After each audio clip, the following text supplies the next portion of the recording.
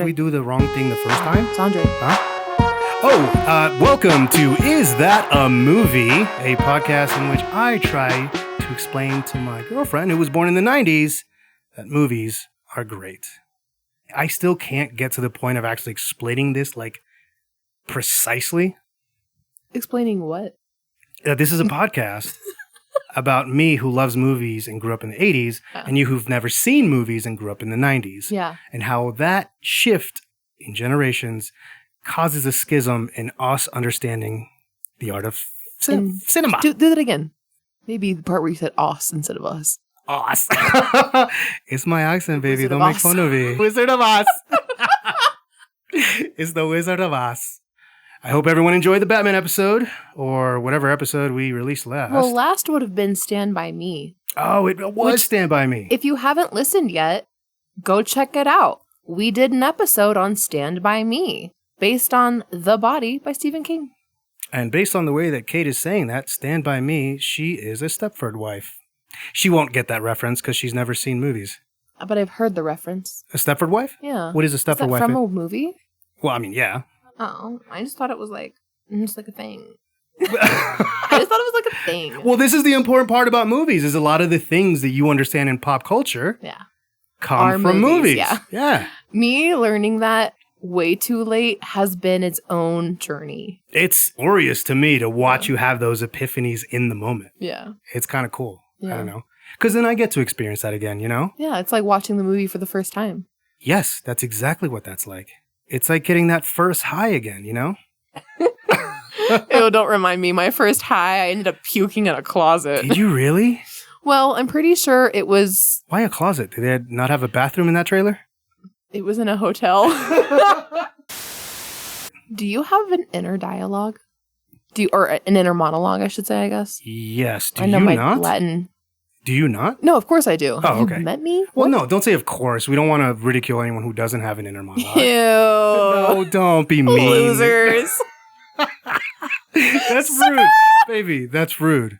Honestly, there was a point in this relationship where I thought you didn't have one, and that's why you didn't like movies. Nuh-uh. Kinda, yeah. I was like, I don't think she can talk herself through the experience of figuring out what the story's telling her. So do you know how I have a really bad attention span? You do, yeah. It's because I'm talking to myself in my head the whole time. Oh, well, that makes sense. It's like the voice in my head doesn't stop. It doesn't shut up. It's sort of like having Xandre near you. It just keeps talking. It just never stops. I am a very quiet person.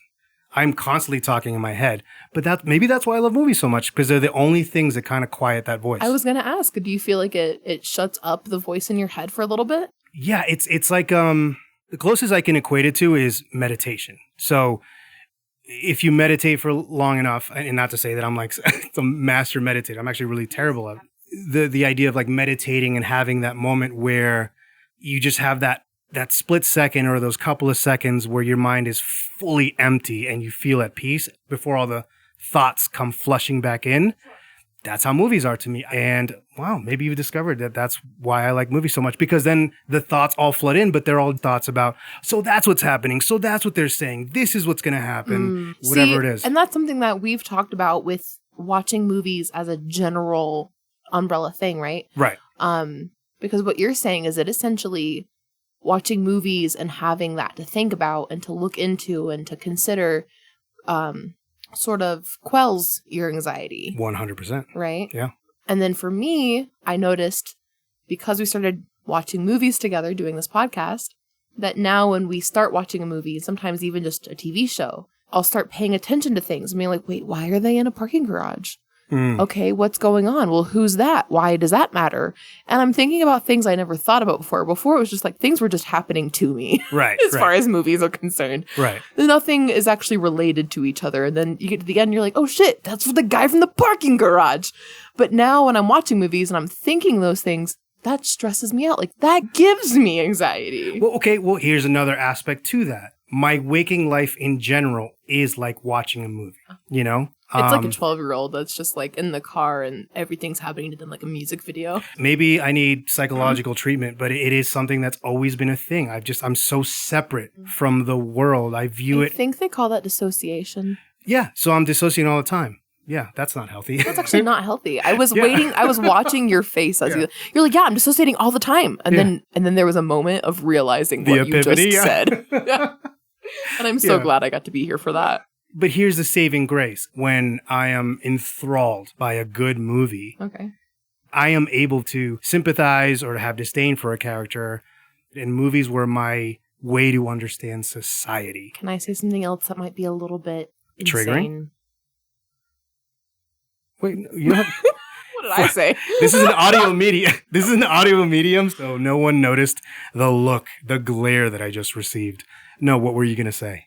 No, because I also think that it's odd, like, you are talking about watching a movie, and you can kind of put yourself in the position of the characters, right? You can kind of feel how they're feeling and think, oh gosh, like, that guy just totally fucked up his day. Fuck that guy. Yeah. And you're, like, invested, right, that way. Yeah. It's so funny because for me, it's a movie. I don't really get upset on their behalf. I don't think about, like, if I'm watching a scary movie, right? And they're going into the house where there's clearly, like, a creepy sound and everyone's like, don't go in, what are you doing? I don't get invested in that shit. I'm just like, oh, wow. They're going into the house. Wow. So you lack empathy. Oh my God. So the defining characteristic of a sociopath. I might be a sociopath. Speaking of sociopaths, the movie we watched this week was Point Break, which, I mean, you can conceivably make the argument that Johnny Utah is a sociopath. Interesting. Yeah. Well, I mean, I guess you can make the argument that Bodhi is a sociopath. Fair. However, we have now decided to grade the movie from the onset of the episode. So, Kate, what are you grading this film? I want to give some context here. Well, it can mean one of two things. Either you're being apologetic or feeling embarrassed that you liked it, or you're being apologetic that you feel like a lot of people liked it and you hated it. Incorrect. I'll just speak now. D, all of the above.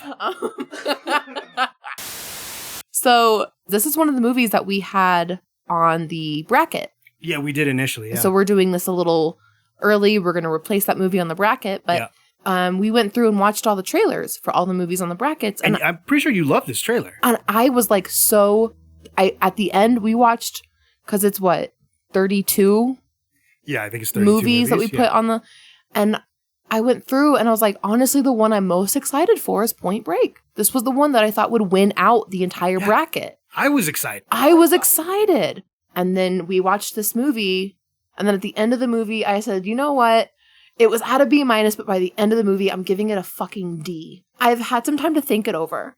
Because now I've sort of integrated all of the information, all of the data. It has gone up from a D. Really? To a C-. Oh. I'm so sorry. That's okay. I really did like this movie at the first half, and then I just was like, it's losing steam. Okay. And then I just felt like it never really came back together for me.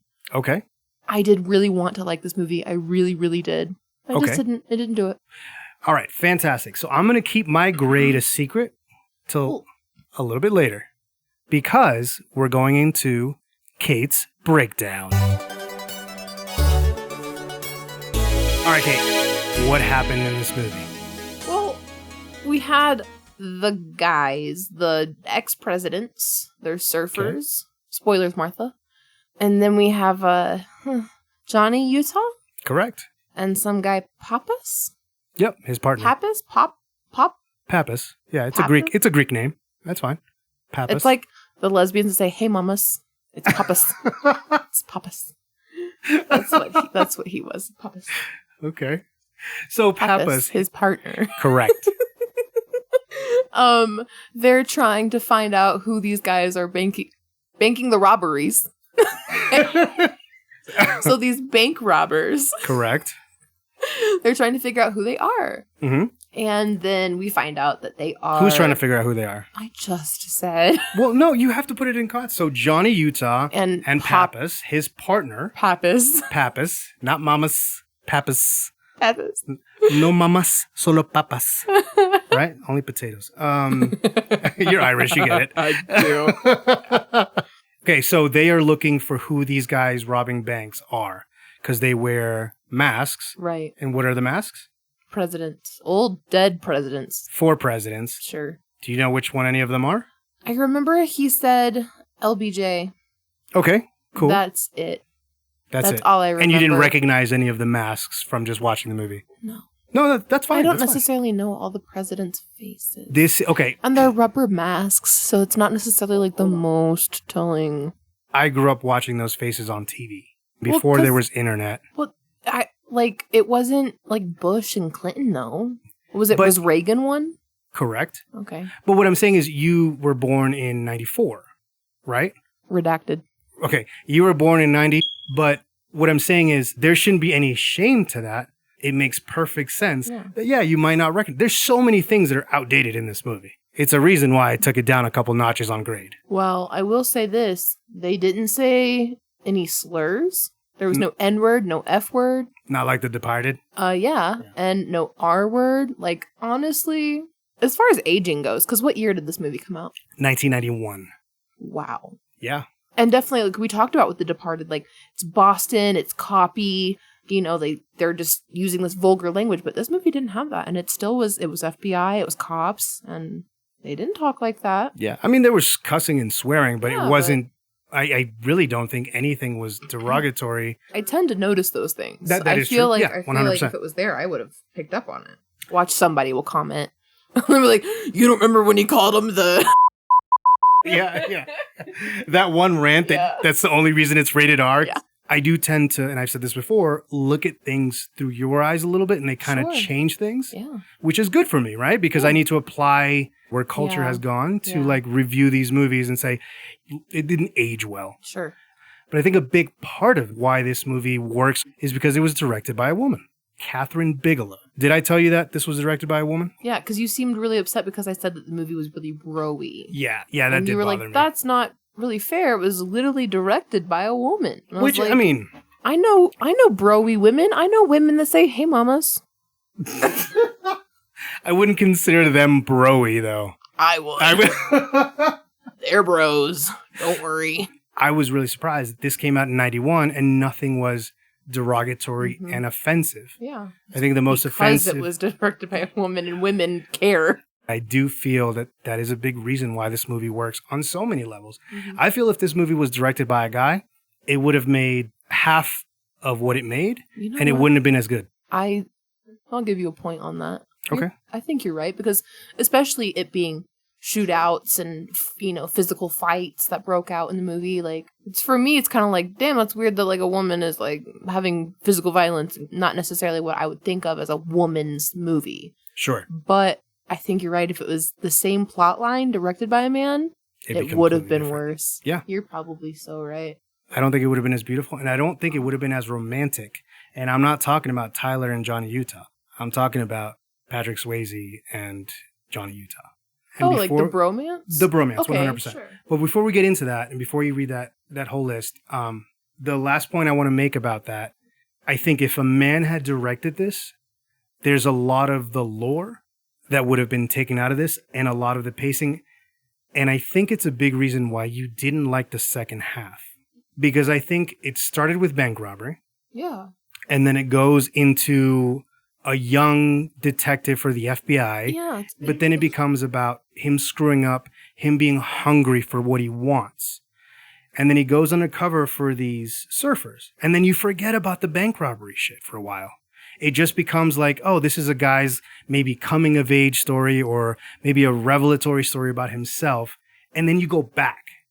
But I think if a man had directed that, he would have left that initial scene of the bank robbery out of the first act. It's a very specific take, I think. And only left all the action to the end so it would build naturally.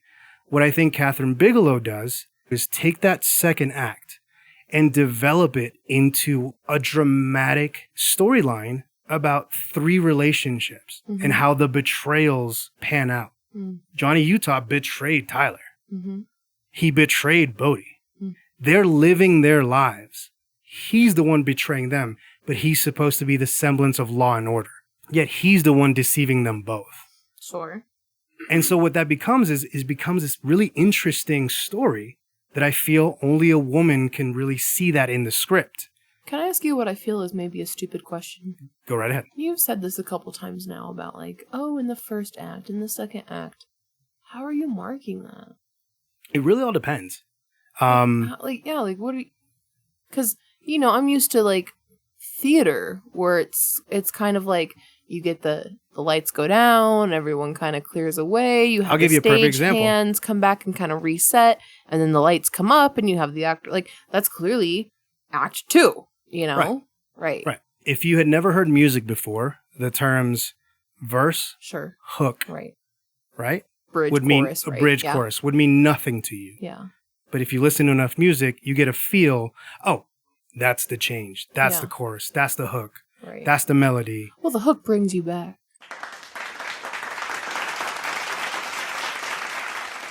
So the same way that you hear music and you can tell those different aspects and the progression of a song is the same way you start to learn the language of cinema. However, cinema has this thing where it sometimes breaks those patterns. So does music. Sure. Where you might have 5 acts. You might have 1. I was about to say, is there one that you can think of that's like, it's really all just 1 act? I want to say, and I know you're excited about this movie, The Raid feels very much like a 1-act film. I've never heard of them. It's the one that, Raid is that movie that I showed you that was an Asian movie. It's cops going into a tower of gangsters. Oh, that one looked sick. Exactly. That one looked sick, bro. And you were someone that told me, you're like, I fucking hate all these action movies. And you're like, that actually looks good. It looked so good.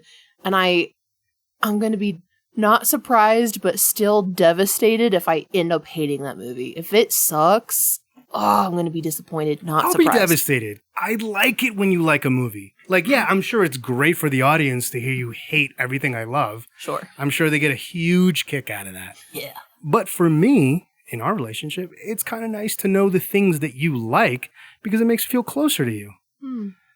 So prestige. Well, we're talking about Point Break. So anyways, Point Break.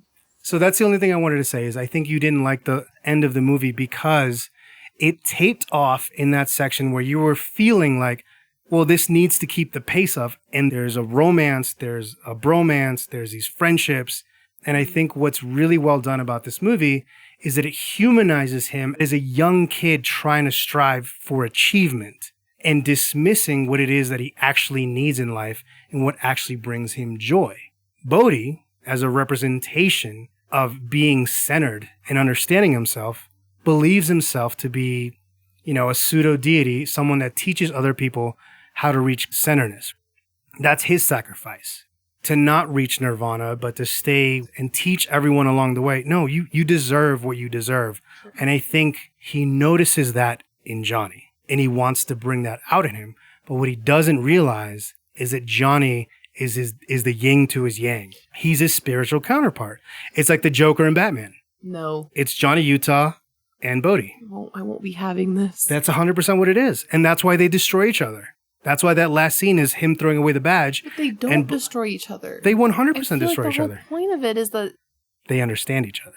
No, Bodhi's totally just building him up, man. He's not. He's building him up because he believes in him, not because... There's no reason why he didn't shoot him the first fucking moment he found out he was a cop. Yeah. Even his friends were like, dude, let's not do this. He's like, no, I know what to do to them. And he convinces them because in his own understanding of what his purpose is, that he has to affect Johnny to a point that he breaks. To a point that he breaks? Point Break?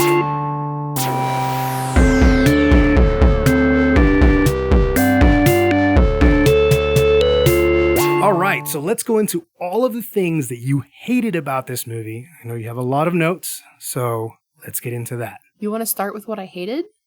You usually like to start with what I like, but I'm down. No, let's love it. Because I know you can't wait to tell me how bad you thought it was. No, because honestly, my notes are just about mixed. It's almost 50-50, positive to negative notes. I mean, seriously, like it deserves like it's truly a C plus. Average, but a C minus for the dog abuse.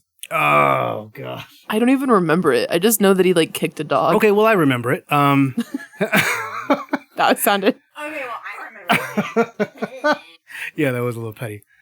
Well, okay, but this is the reason why we do this, because I've seen this movie or a number of these movies that we're going to watch a number of times because they're favorites. It was during the scene where Johnny Utah is chasing Patrick Swayze with the Ronald Reagan outfit in the tuxedo. And he's on fire at first and he starts running. A scene you loved, by the way.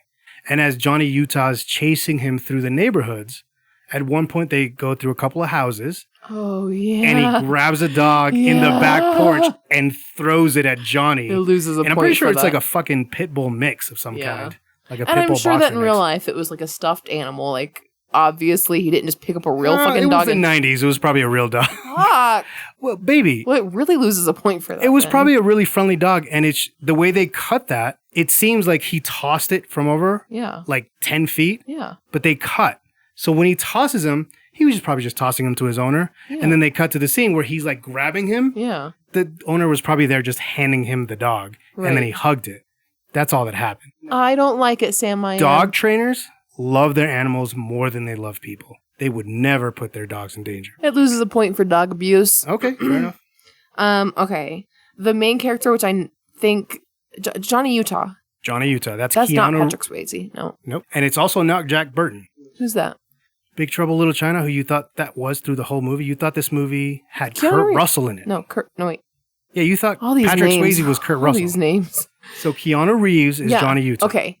I hate his acting. Mm-hmm. Is that a hot take? I think It is not. his acting was horrible. It was. Against everyone else's. Like, I felt like I don't even know if I could point out good acting versus bad acting. Like, I don't think I'm even that qualified. Boy, was his acting so bad. I'm going to tell you a quick little, it was going to be in the fun facts. Yeah. Fun fact. But there's a place where they do a live reenactment of this entire movie on a stage.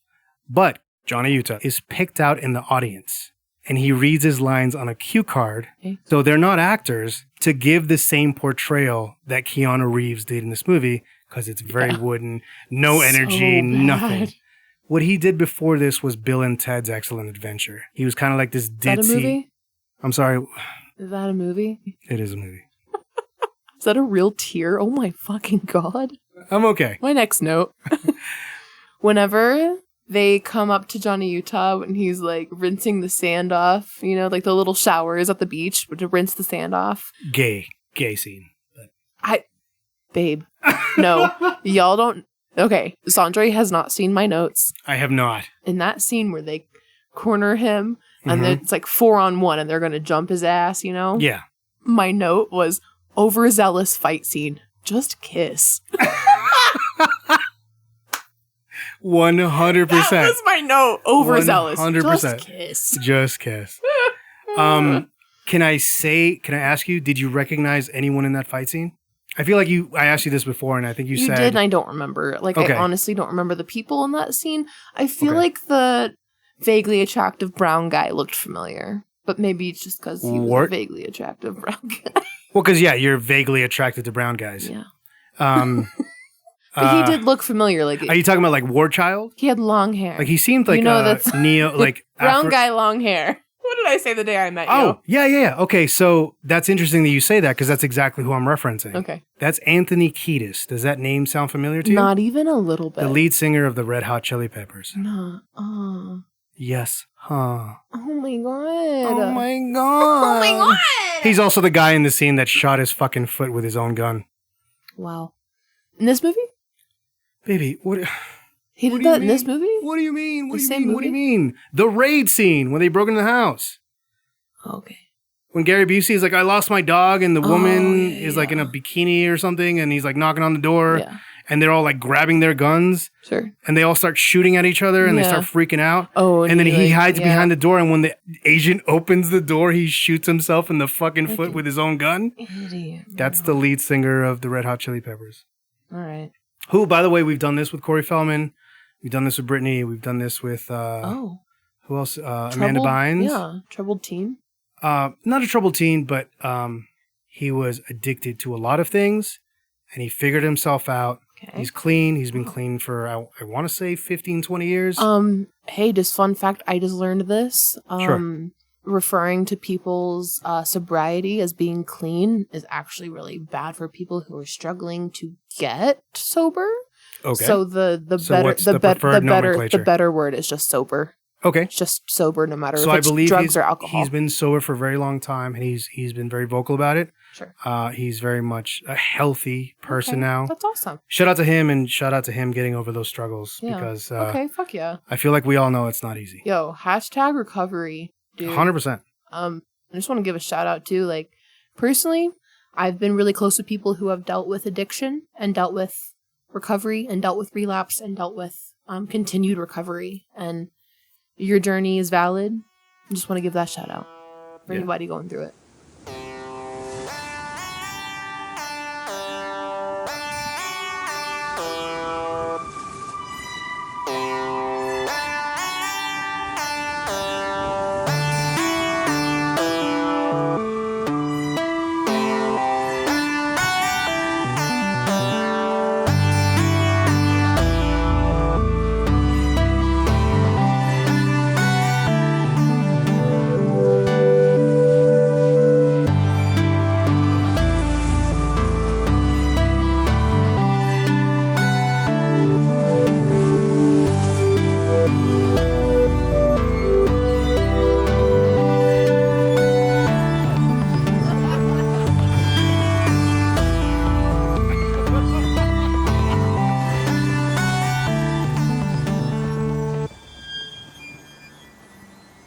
Okay. My next note. This isn't until the end. This can tie back to, because I have another note that I wanted to bring up. So the scene where Johnny Utah is laying in bed, I think he's passed out for whatever reason. And then you see someone, like it's a shadow, the gun. Someone's coming at him with the gun. I fucking hate a scene like that. The shadow of a gun coming into the room. It's so fucking overplayed. And spoilers, Martha, it's Tyler. But here's my question. Why did she look so familiar?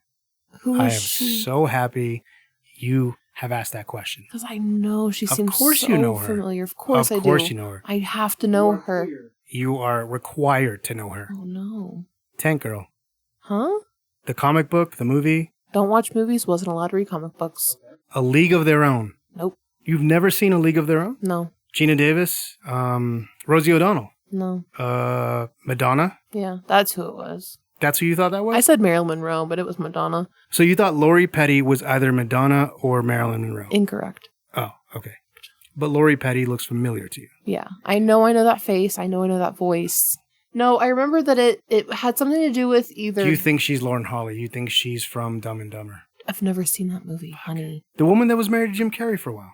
So anyways, I think that she's from something... It either had to do with drugs or mental health in general. But I think it is Girl Interrupted. Okay. Oh no! What is it? Oh no! What is it? I know exactly. It's not Girl Interrupted. I don't think she's in Girl Interrupted. Oh shit! Hold on. No, because I swear I know her from something where she's talking about like doing drugs or helping somebody who's on drugs, or there's something mental health, like an asylum, or else drug related, recovery related, like a rehab facilitation, something along those lines is what I know her from. I swear. Orange is the New Black. Orange is the New Black. That's right. I forgot she was in that. She was in prison. Orange is the New Black. I forgot she was in that. I was so happy to see her. What's her? She played. Let's see. She had a name. Yeah, they usually do. Yeah. Okay. Anyways, yeah, when homie in the scene where at the end, with the bank robbery. Yeah. Someone dies. And homie is like holding him. 2 people die. Yeah, but I don't remember who they are. So someone dies in someone's arms. 3 people die. Someone dies in someone's arms. Mm-hmm. Correct. And that scene was so melodramatic. Oh my god, it was annoying. Oh, really? You found that annoying? I thought it was a shit poor fucking portrayal of someone dying. It was kind of like, you know, when someone dies in theater and they're like, I think It's tacky. Okay, I might be incorrect on this, I've never seen someone die. but So you're going to have a different take. I might be incorrect. Yeah, because I've seen so many people die. I don't want to talk about it. What I think you're referencing is the bank robber who got shot by the cop. Oh, yeah. So you're talking about that. That scene, I did not think was melodramatic. I did. I think you're confusing that with the Gary Busey scene. No. Really? Because I felt like the bank robber's death was more natural, like more expected. Because that's when Bodhi loses control. Maybe I am. I have a really bad memory. We've talked about this. No. So remember, the cop is like, bro, I'm a cop. Shows his gun. The security guard is like, no, don't fucking do that. Yep, I was there. He tries to be a hero. He gets shot. He shoots the guy. And when Bodhi sees that the security officer starts shooting at people, and again, I'm not entirely sure if it was Roach, gets hit, that's when he kills the cop. That's the moment that he breaks. That's the moment that his philosophy goes out the window to prove a point. And then he holds him as he's dying, and his buddy is like, we gotta go. Yeah. We can't take him with us. I guess I just felt not so much that like, oh, he's holding, his friend, Right, because you lack empathy. No, I think it had nothing to do with the fact of him holding him. The issue that I had was the actor dying. Okay. You thought it was silly. I did. Okay, that's that was what I felt was melodramatic. Not the fact that he was, like, holding him. Because, of course, like, it makes sense. You're like, oh, shit, my friend is probably about to die in front of my face. Like, or is dead. Whatever. Empathy. That moment of being like, oh, fuck, dude. Like, and feeling bad, feeling guilty. You're stressed. You're pressed for time. Like, you got a lot going on. You're being chased. You're being shot at. Whatever. Yeah. I understand that moment of being like, fuck. But... yeah, I just felt like the actor dying was just like, it just seemed a little goofy. Just a little cheesy? A little cheesy. Okay. For the sake of the podcast, before you read the rest of the notes, I want to ask something. Is it possible for you to watch older movies where sometimes the acting is a little stifled, but still look at the story and understand past that, the emotions and the consequences hold weight? No. Okay.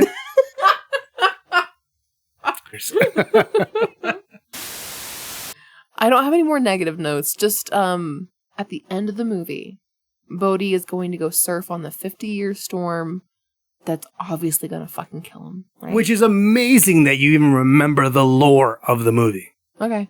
So, so Johnny Utah has handcuffed Bodhi to himself.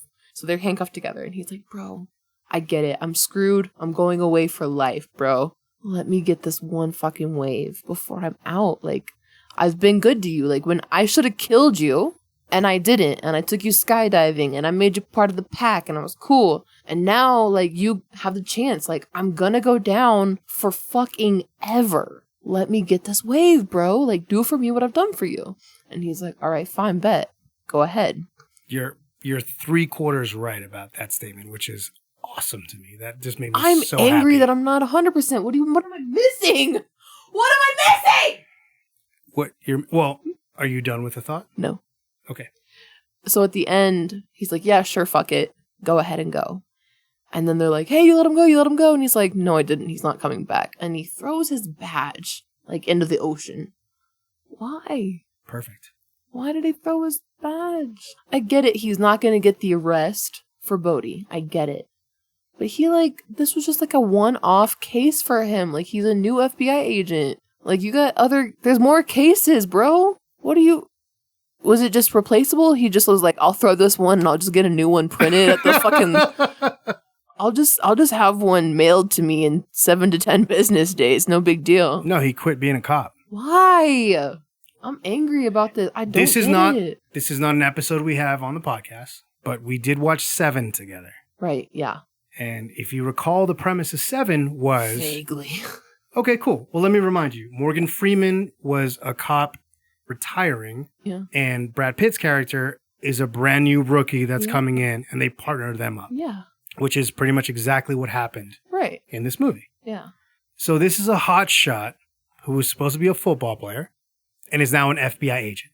Okay, so right now your question is, you are confused by that ending. Yeah. Okay. What is the name of the movie?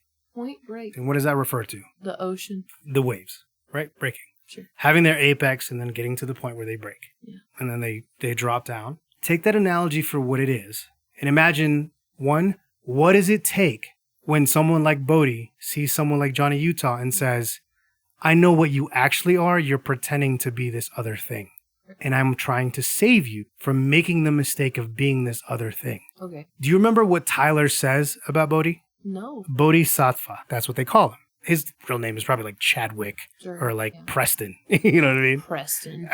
Yeah. But the Bodhisattva is a Buddhist figure who is dedicated to becoming a Buddha and helping others achieve enlightenment. In other variations of that person will choose to sacrifice their nirvana to enlighten others along the path. If you look at Bodhi having that philosophy in play, he recognizes Johnny as being the person that's going to bring him down. He realizes, I'm fucked. This is my destiny. This is my fateful match. This is my Joker to my Batman. Way to call it back. But what happens is that Bodhi breaks Johnny to the point that Johnny starts fucking up. But then at the end of the movie, the point of his process is to teach Johnny to be like him, to free other people. Because that last scene, when he goes to the beach and they have that fight, Johnny Utah has long hair and has been surfing every single day. So now it's become part of his mantra, right? Like it's become part of his existence. Now he's there with the last bit of him being a special agent. And in that moment, he realizes it's way more important to let him go than to be a cop. He turns into the... Yeah. Oh, I was hoping that was like, well, fucking ew. But it doesn't mean that he starts robbing banks. It means that he realizes the greater good. Okay. It's okay. Did they make you like the movie better? Not even a little bit. God damn it, bro. Made me like you a lot less. Just kidding. I'm kidding. Made me love you more. Well, I'll just go to Sturgis Bike Week next week. So you want to hear my positive notes? All right. Oddly enough, this is so random. I didn't tell you this because it's so weird and so random. But I did get in the end that whole thing where it circles back. Like, why were they diving in the pool at the beginning, right? Right. Like at the beginning, they're training and they're like, oh, the task is to pick these things up at the bottom of the pool, but you're blindfolded. I don't know why we're doing that. Obviously, they're in the ocean. I get it now. Foreshadowing. But can I just say, oddly enough, those were the best pool sounds. Because it sounded literally like when you're... like a pool. Like you're in a pool. It sounded like when you're at like an indoor pool, like in a hotel. The background noises, people splashing, the echoes of people talking, it was the perfect. feet. It wasn't like overly edited. It wasn't, downplayed or upplayed or anything. Like it sounded just like I was in a hotel that you even paid attention pool. to that. I was like, best pool sounds ever? ? Sound design. You recognize the sound design? I was like, this sounds so realistic. It doesn't sound like a movie. It doesn't that makes sound me so happy. Heavily produced. Like it just sounds, it was perfect. In regards to what the language of cinema is, do you know what that artist is called? No. It's called a Foley artist. What's that mean? So it means that they'll watch a movie in silence and choose a whole bunch of physical objects to make the sounds next to a microphone so the sound engineer can place those sounds in the scene so it sounds real. Okay. They fucking killed it. That should take the minus away, I think. No. Because it was just for a couple seconds. That scene is so short. I wanted to give it a better rating for this, honestly, this one thing.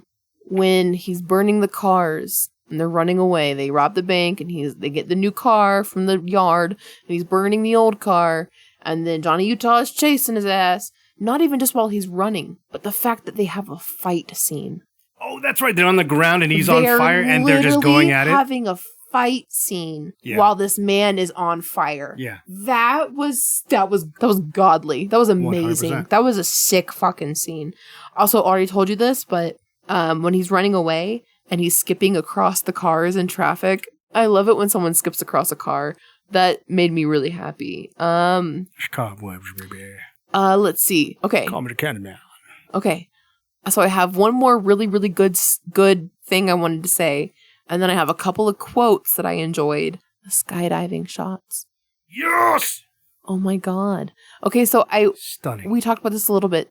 I feel like anytime I've seen footage from people skydiving, whether it's cinematic or just personally, right? It seems to always be like from POV, selfie kind of shots. It's a selfie kind of shot, right? Like someone is skydiving and they're showing their face reacting to how crazy and what an adrenaline rush it is.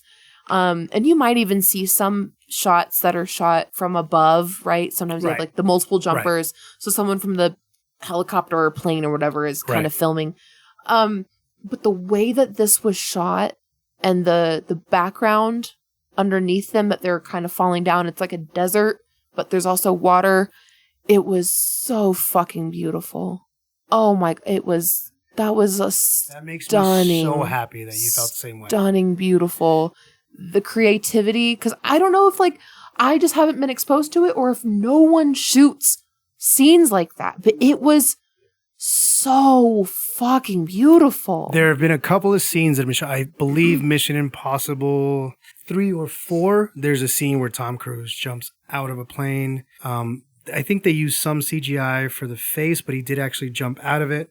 I'm going to simultaneously ruin it for you and make it even better. Okay. The part where it's get ruined is if you watch the movie again, there are certain scenes where it's Keanu Reeves and he's looking down and his hair's flapping and they're close-ups. Yeah. They're literally like 10 feet off the ground with a giant fan shooting up. Sure. Everything else. Yeah. They're real. They're real. Oh my God. So Patrick Swayze was already a skydiver. Like he loved skydiving. When he signed on for the film, as I recall, they asked him to not do his own stunts because the insurance was too high. Sure. And he said, fuck you guys. That's amazing. So he would go after a day of wrapping up, take a couple of the guys, and they just go skydiving on their own. Oh, fuck yeah. I'm not 100% on this, but I'm pretty sure they filmed some of that. Okay. Just to be like, hey, by the way, we got some of this film if you want to use it. Wow. Before Johnny like jumps out without a parachute. Right, okay. He looks at him, he's like, oh, adios amigo, or whatever he says. He leans backward and falls out the plane. That's actually him. That's Patrick Swayze. Yeah. Okay. So I guess I kind of use this as like a note, but I thought towards the end, I don't remember what the exact situation was, but I guess he goes into, what's the guy who's not Matthew McConaughey? Gary Busey? No. Oh, John C. McKinley. Yep. From Scrubs and Seven. Not Matthew McKinney. Not McConaughey. John C. McKinley. Oh, wow. Not Matthew McConaughey. Yeah. Not Matthew McConaughey. Yeah. Shout out Matthew McConaughey. Shout out Matthew McConaughey. What a great man. But anyway, so he's like, whatever, the police captain, FBI captain, whatever. And they're like, oh, X, Y, and Z. Like, guess what? And he's like, why don't you astonish me, fuckface? That's so funny. I thought that was so funny. You love that. Why don't you astonish me? Like, what's my favorite quote of the movie? You've heard me say it a million times. Oh, I forgot because you say it all the time. Utah, give me 2. Yeah. Utah, give me 2.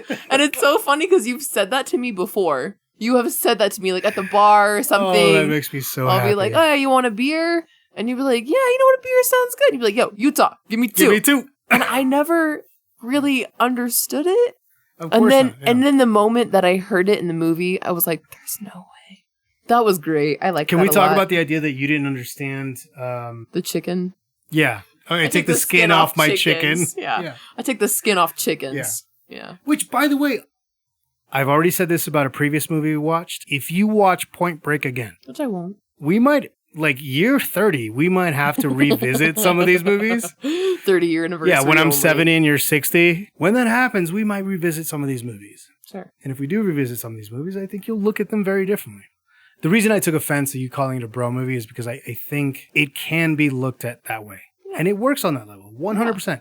Bank robbers, cops, fucking shooting, people die, there's fighting, surfing, fucking bros. Yeah, let's go out, bro. It's a bros movie. But now that you know that it was directed by a woman. Doesn't change that. See, to me it does. It's not illegal to be wrong yet. So here's something I think you'll just think is funny. At the end, Bodhi, which is Patrick Swayze. Correct. From Big Trouble in Little China. That's Kurt Russell. Character's name is Jack Burton. Bodhi, Patrick Swayze. Patrick Swayze. All right. Dirty Dancing, baby. Never seen it. Is that a movie? So Bodhi at the end, I want to say because I guess he was in the storm. Yeah, the 50-year storm. And so his hair's wet because he's standing in the middle of the rainfall and his hair's wet. Oh, dude, tell me that's not Chris Pratt in his big age. It is not. It is. It They is. look nothing alike. Patrick I'm sorry. Swayze in this movie with his wet hair looks just like Chris Pratt in his old age. So what you're saying is Patrick Swayze is your generation's Chris Pratt? No, I'm saying That he looks like Chris he Pratt. looks like an old Chris Pratt, like not Chris Pratt from Parks and Rec. No, Chris Pratt now that's leaned out and muscular. Yeah, Sure. yeah. No, don't see it. Okay. Well, anyways, Don't see it. so my last note, which is, I'm so excited for this. It's my quote. The moving quote. What's your quote? All right, I don't remember who says it. I don't remember who said it. No, because I like to kind of give the scene. Classic. I want to say that Bodhi says it, but I could very easily be wrong. There's a point where someone says, you project strength to avoid conflict. I love that. I actually saw you react to that. I literally was like, I was trying to be so coy and like nonchalant, but there was no way to do that. We were alone and I had to rewind the movie. So you very clearly could tell that I was like, whoa, what'd he say? And I pulled out my phone to put the note down. Why do you like that quote so much? Well, because I think that it again, and we talked about this with Batman, right? Because I said that Sure, I didn't think there was a good quote in Batman. You're like, what are you talking about? I'm Batman. And I was like, but that's just like an iconic quote. You know, it's just like a moment. But what I'm talking about when I look at for a good quote in a movie, what I'm thinking of is something that like you can think about, you could reflect on, you could set an intention and meditate about what is that trying to teach me? What could I apply this quote to my life? And I think you project strength to avoid conflict. I mean, thinking about mental health, thinking about relationships, you know, like we talk about, there's always sort of a play for power and for dominance in relationships, right? Any kind of, not even necessarily romantic or sexual, but like in any relationship, your boss in you, your friend in you, your parent in you, whatever. And I think that like you project strength to avoid conflict. So people that necessarily don't feel strong, don't feel confident, but just don't want to fight. So they kind of like fake it till they make it. That's basically what he's saying. Like you fake it so that you don't have to deal with it. You fake it till you make it. And that project strength to avoid conflict. I just thought that was really insightful. It is. It's extremely insightful. I loved that quote. Calling somebody out 100%. in the moment. He's like, you're a pussy because you do this. Not necessarily, at least for me. What I've learned throughout my life is there's no growth without conflict.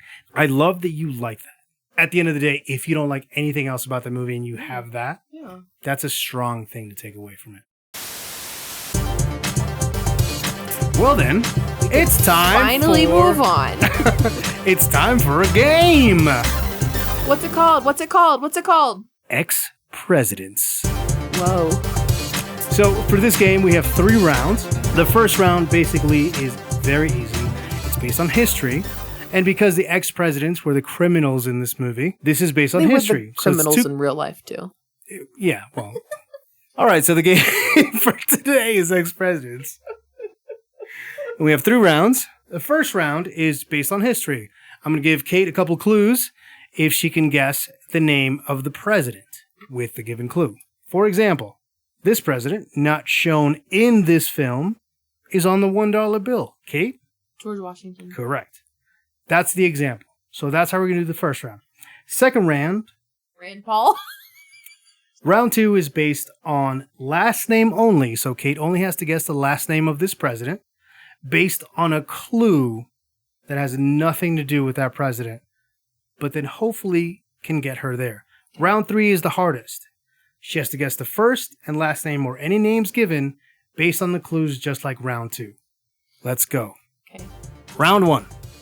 Contrary to popular belief, this scientist and kite enthusiast was never president and is on the $100 bill. Benjamin Franklin. Nailed it. Nice. Question number 2. Last question of the round. This president's last performance was cut short by an actor who blew his lid. L? What's L? I'm a loser. He's a loser. Lucifer? I don't know. Just tell me. We can cut this out. What's happening? What do you want me to do here? This president's last performance was cut short by an actor who blew his lid. It's meant to be slightly confusing, but I think you should get it. Who was the president whose lid was blown off by an actor while he was watching a show? I think we all know that. Yeah, of course. Who is it? So the question is who it is. Yeah, but you don't have to. But you're the one who has to say it. Don't insult my intelligence. I think. Well, honey, don't make it weird. Like, I'm not trying to insult your intelligence, but just tell me who it is. I know we both know you know. Yeah, we all know. So let's just go to the next question. He was in the theater, and like the guy came behind him and like shot him in the head, like that guy. Yeah. Yeah, we both know who that is. So just go ahead. No, just tell me. Not for me. I know you know, but the audience. I know. But the audience who's like, Kate's our hero. We want to hear from her. Oh. So tell them who it is. Abraham Lincoln. Correct. Okay. You know what's really funny about that? It took all of that to get you there. This whole time, you had no idea. We were talking about JFK until you said in the theater. Until you said he was watching a show, I was like, wait, he was in a parade. This whole time, I thought we were. I swear to God, got his lid blown off. I was like, JFK, bro, obviously. And then you were like, he was watching a show, and I was like, oh, it's Lincoln by the actor who blew his lid. That's the point. That was blew his lid. Oh, like the hat? Yeah. Oh, it's like a John Wilkes Booth blew his lid. It's a lid for your head, for the top of the head. Round 2, last name only. First question. This president's last name is a homonym to a group of particles that consists of protons, neutrons, and electrons. Adams? John Adams. There you go. Correct. Well, you only have to get the last name. So you said Adams. Question number 2. This president's last name would mean the son of Nicholas if he was of Viking descent. Nixon! Nailed it! Nixon. Okay, moving on to round 3. So now these, you have to get the first and last name, or all the names. But the clues should help you out. This Republican president is known for being the Yellow Arches mascot who became president when he changed his last name to his favorite sci-fi weapon, a pistol that shoots beams of light. Pistol? That shoots beams of light. I don't know much about guns. Well, that's surprising considering you're from Georgia. Okay, let's break it in half before I dismiss the point. This Republican president is known for being the Yellow Arches mascot. Okay, wait. Yellow Arches is McDonald's. Correct. Who's their mascot? Ronald McDonald. Correct. Ronald? Reagan? Yeah, there you go. Ray. Oh. Oh, the pistol with the light. Ray gun. Yep, there it is. Oh, what's the Australian? Also the breakdancer from I was about to Australia. say, yeah. The worst breakdancer. Like, I'm 42 years old, and I used to breakdance as a kid. I could go to the Olympics and do a better job than whatever the fuck she did. I could probably do just as good as her. I doubt that. You don't think I could do as good? I'd be worse. This president's most common moniker were those of his initials, which stood for lettuce, butter, and jelly. Oh, LBJ, Lyndon B. Johnson. Hey, LBJ, how many kids did you kill today? I would have done great back then.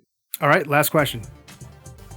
This president's first name is a common slang term for a male prophylactic, and his last name is the same name as Beyonce's husband. Oh, we're doing this one? Yeah. Okay, here's a clue. He was one of the ex-presidents in the movie. I wasn't paying attention. Ronald Reagan, LBJ, Nixon, and... what's Jay-Z's last name? What's Jay-Z's first name? Let's start with that. Che? No, his actual name, honey. I don't know, baby. You don't know? No, I don't know Jay-Z's real name. I know Sean Combs. So Jay-Z's first name is Sean. It's not Combs. But it does start with a C. Lil Wayne. What about it? That should have incited a C name that they both share. Fucking no. Wheezy? F baby. And the C. F ain't for fun. A name with a C.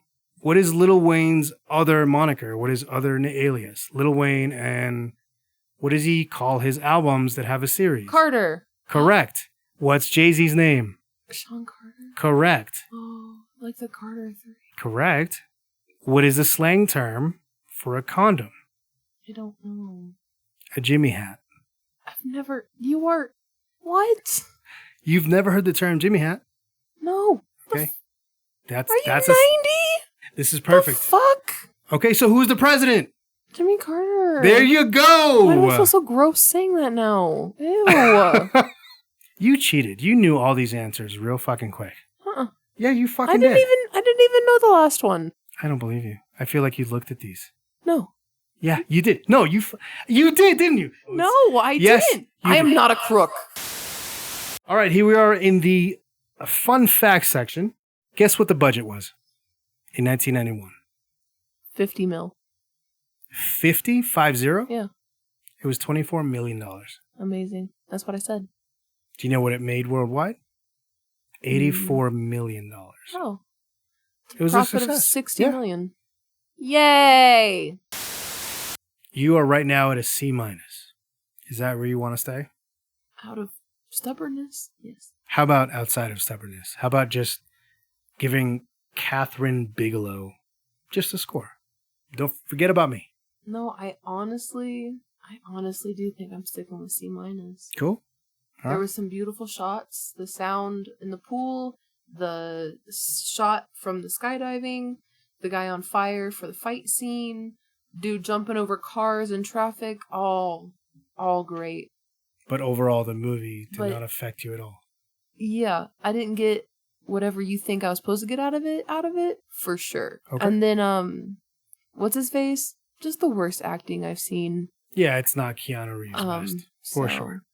I have a hard time pushing it back up from a C minus, to be honest with you. I could maybe give it a C average, but I don't feel like I'm being genuine when I say that. There's a lot of greatness, and the greatness is great. What's good is great. But I just think the overall movie was just not it. I give it a B Really? minus. Really? Why is it not an A? What did it lose? Because I know obviously that you like the movie. It's I love the whatever, movie. sure. But what keeps it from being an A for you? I think on this time watching it, especially with you, I was more cognizant of the idea that the surfer culture itself hasn't really lingered the way it was foreseen to linger, like in pop culture. Okay. I think nowadays is very much like extreme sports, like that's kind of its own culture now. Yeah. Which is a great thing. Like, Red Bull is a great sponsor for all that stuff, and I hope all those guys the best. And all those women. I was just about to say, and the women. Yeah, and the women. Yeah. Yeah, and the women. Yeah, please. But I think there are a lot of moments in that movie that seem dated in terms of how they're talking about the language, because it was written by someone maybe not necessarily in that world or just superficially in the world, and it doesn't land well. Like, it seems kind of cheesy and outdated. It's so funny because I don't have that note at all. I didn't think that at all. Well, So part of the reason that you don't give it an A is something that I didn't even feel detracted. Well, I mean, that makes sense because I've loved this movie for so long. Yeah. I think, like, the script is tight. I think the direction's amazing. I think Kathryn Bigelow has been a great director for a very long time. She won an Academy Award, by the way. For this movie? No, not for this movie. For The Hurt Locker. Okay. I don't know if you've ever seen it, but Is that a movie? anyway. No, it just loses points because it just doesn't have the pacing that I'm used to now. Okay. I can still have movies that are slower paced, but this one, like, I will kind of agree with you. It could have been it could have been cut a little bit short. Like 20 minutes overall of that movie could have been cut, and it would have felt a little bit more kinetic. Okay. I think because the attention span when I first saw it, Yeah. it made sense. But now in 2025, yeah, I think you can easily cut 20 fucking minutes out of that movie and just make it run a little bit quicker. Sure. However, it is beautiful. Those surfing scenes are amazing. The silhouettes are incredible. The backlighting, the way they edited it, like the skydiving scenes, and just Patrick Swayze. Like, he's up there with Robin Williams to me. Okay. I love Patrick Swayze. He was always such a nice, loving, talented person. And He's still alive? no, he died of cancer. Oh. Unfortunately. So R.I.P. Patrick. Oh yeah, I didn't mention that to you. There is a scene where Keanu Reeves is... Remember the scene where he gets that bug out of the surfer's hair? No. He goes, dude, you got like a sucker on you. Like, let me get it off you because they're trying to pull samples. But it wasn't really a bug. Yeah. It wasn't a bug. He was trying to pull the hair. Yeah. So that's him doing a Bill impression from Bill and Ted. Okay. He was literally doing that same thing. Okay. Later part in the movie, he says, yeah, they were having lunch at Patrick's Roadhouse. Patrick Swayze, one of the famous movies he's known for, is a movie called Roadhouse. Okay. So that was the reference I was talking about. Again, I don't know if this is actual trivia, but things I noticed. I think it's a fucking amazing movie. I think it's a movie that deserves to be dissected in terms of an understanding what the movie's actually trying to tell you. Okay. And it's literally a movie about men with flaws. Tyler, like, legit is the only safe space in that entire movie. Papa eats like shit. John C. McKinley is a hard-on for fucking being an asshole. Johnny Utah is a reckless fucking cop. Bodie doesn't care about the consequences. He just cares about his philosophy. And Tyler gauges all of it. And then you watch two men wreck each other's lives. Because of their need to be men, quote unquote. Yeah. Their need to establish themselves. Their need to achieve something. I don't know. I feel like that's the message the movie is trying to get across. Here's a whole bunch of fuck-ups that think they got everything right, and they can't even listen to a woman that's telling them they have it wrong. And it also works as a bro film. Whole bunch of fires, whole bunch of punching, whole bunch of shooting. Watch them break each other. Point Break. Tune in next week. For...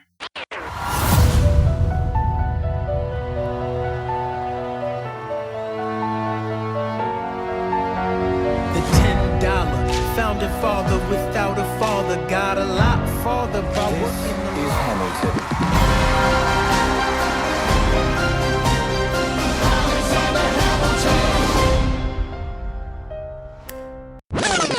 Have you seen A Land Before Time? I love The Land Before Time. Have you seen The Land Before Time? Yes. Really? Do you know the actress that did Ducky died like... No. Oh, I was so heartbroken. Michelle Tromberg? I don't know what her name is. No, Michelle Tromberg just died. Rest in peace. Who the hell is that? Well, everyone else knows her from other stuff, but I know her from that one Disney original movie where she was a figure skater who was really good at math. Harriet the Spy? I know what that is, but I've never seen any of it. That would make you a creep if you did, but it would make sense that you would know it because you know movies. So I answered movies. correctly is what you're saying. I'm just saying, I just know her from figure skating and being good at math. You know what I know? I think the audience wants to leave. I know I do. Tune in next week when we watch A Land Before Time. Yeah. What she thinks is A Land Before Time, which is actually Jurassic Park. I'll just tell her it's Land Before Time. I'll edit the whole movie and put Land Before Time in front of it. That's so funny. That would be funny. I mean, the outcome is the same. Parents do die. What? Spoilers, Martha?